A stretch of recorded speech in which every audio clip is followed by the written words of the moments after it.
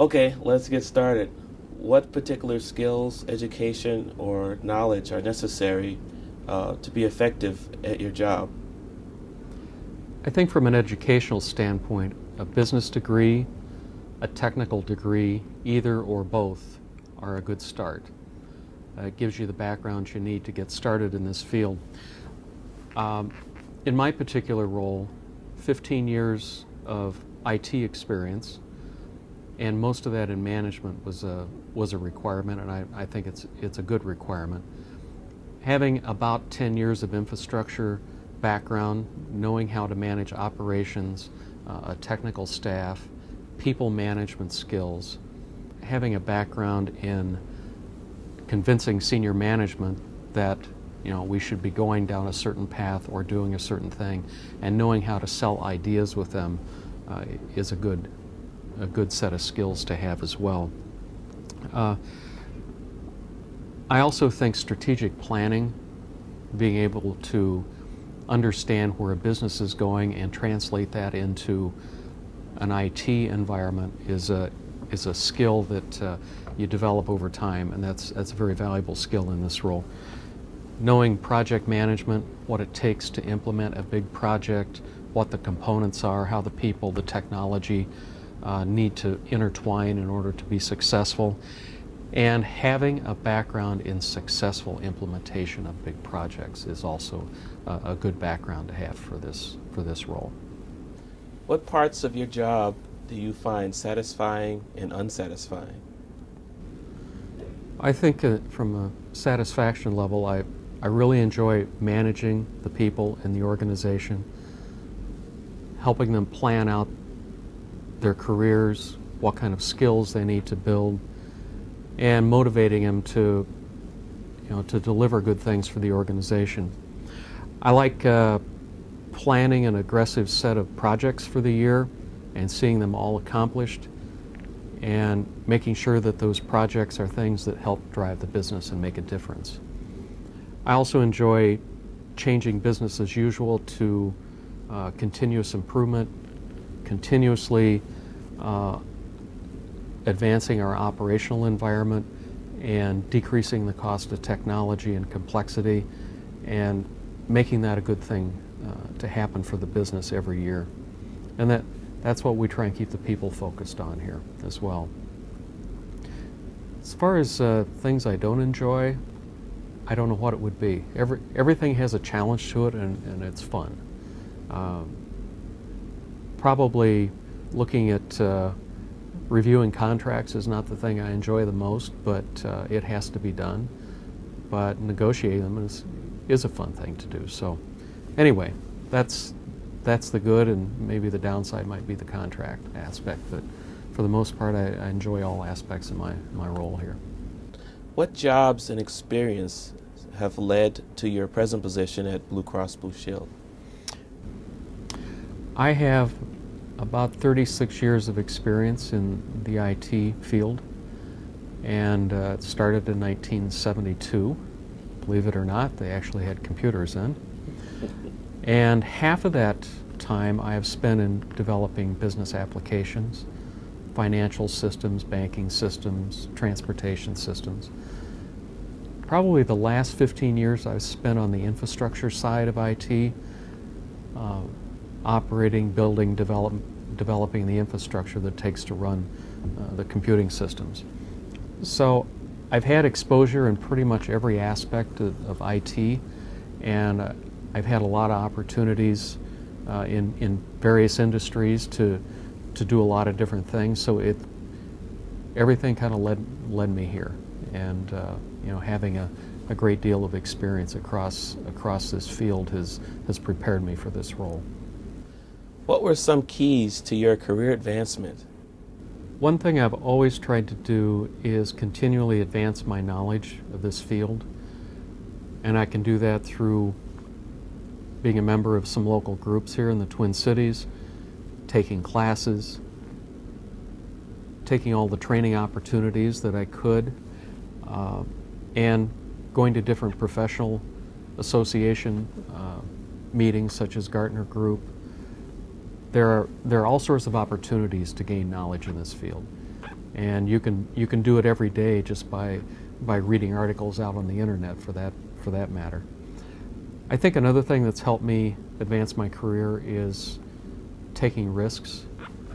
I took risks like moving across the country a couple of times, moving my family, taking jobs I wasn't quite sure I was totally prepared for, but I took them and kind of grew into the roles. And also working in several industries. I've been in dairy business, I've been in banking, I've been in transportation, I've been in a food business, and here in an insurance company. So all sorts of different career fields, different industries, but the IT jobs are fairly consistent across all those industries. So, and another thing I think is really important is building a network of professional people that you can call on, people that you get to know and they know what's going on in their particular companies, or for that matter in the profession. And maintaining that network, it's difficult to do, but it's probably one of the best things you can do for your career. And when people network with me and ask me to help them, I always try and take the opportunity to do so. And it pays itself back many times over. So those are some of the things I think I've done to help my career. In upper level administration, are you expected to work outside of your regular hours? For instance, attending social events, or expected to join organizations, or work much overtime? I think you'll find in the senior roles there are no regular hours, and 40-hour work week is probably unheard of. You work more hours than that typically. And there are meetings outside of work. There are early morning, late night meetings, that sort of thing. It's not every day, but certainly there are situations that call for you to be there early and late. I think meeting with vendors, sometimes that occurs after work. I don't think anyone expects me to join a professional association and spend time there, but I do it for me, and I do it to make my skills better and to stay connected. So I don't think anyone actually expects that, but I think it's important to do for yourself and for your career. Why did you decide to work for Blue Cross Blue Shield? Well, I think one of the things that drew me here was the fact that I'd be working for a not-for-profit organization with the purpose of making a healthy difference in people's lives. I think for me that was much more motivating than enhancing shareholder value, which is really the purpose of a stock-driven, for-profit type of company. And those are the ones I've worked for in the past. Also, the ethical behavior, the community involvement also attracted me here. The scale and the scope of the role that I have today was broader than the ones I've had in the past, and it enabled me to call on my experiences and to come in and make a real difference here, and that attracted me as well. So I love the job, I love getting up and coming into work, and I love what we do here.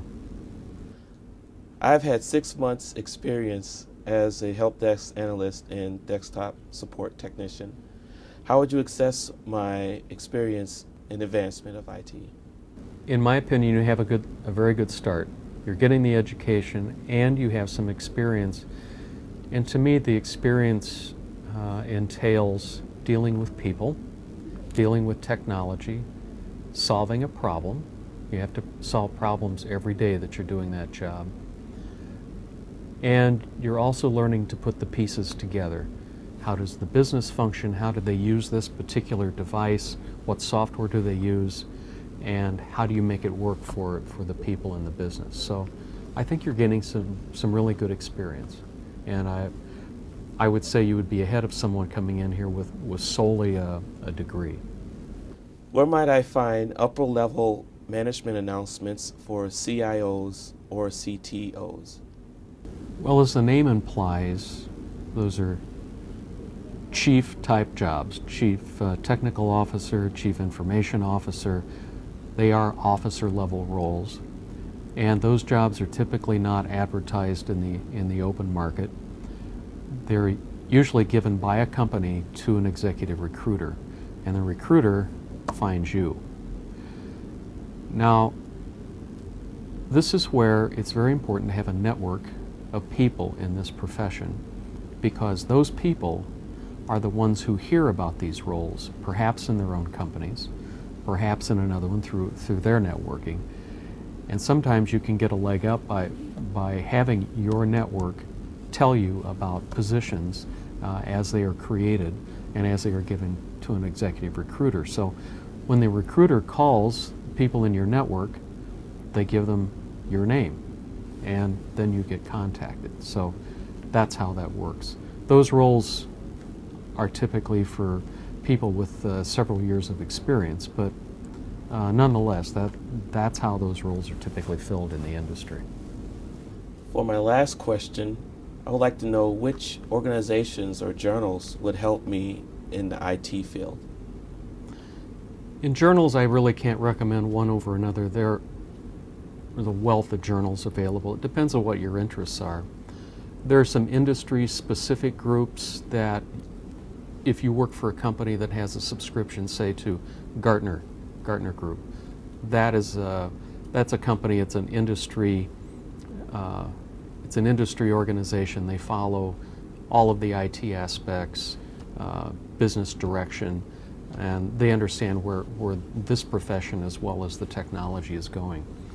But the Twin Cities have a wealth of groups that you could look at and become a part of. And as an example, the Minnesota High Tech Association, MHTA, there's ISSA, which is a group for security, and several others, Minnesota IPS, which is Information Professional Society.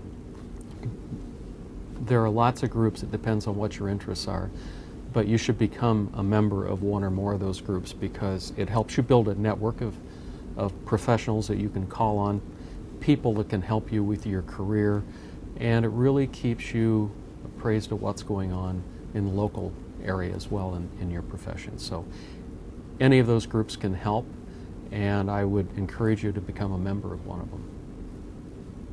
Okay, thank you for this information. You're welcome. Glad to talk to you today.